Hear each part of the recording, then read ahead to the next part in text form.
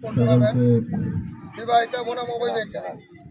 আমরা সকলেই এলাকার সন্তান, একই এলাকায় আছি, একই এলাকায় থাকবো। খেলাধুলা এটা আমাদের ঐতিহ্য, এটা আমরা ধরে রাখবেন। ধরে রাখার জন্য আমরা সার্বিক সহযোগিতা আপনাদের যেটুকু করা দরকার সেটা করে দেবো। ভয় করে খেলা খেলবেন, একজন আরেকজনকে আঘাত করবেন না, একজন আরেকজনকে কষ্ট দিবেন না, ঠিক আছে? সকলে সুন্দরভাবে খেলাটা পরিচালনা করবেন। পরিচালককে রেফারি সাহেব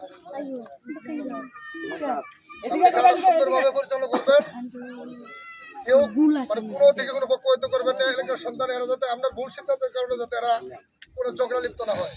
আপনার সিদ্ধান্ত যদি সঠিক সিদ্ধান্ত থাকে, রেফারি সাহেব যা সিদ্ধান্ত দিবেন সেটা চূড়ান্ত বলে গণ্য করা হবে।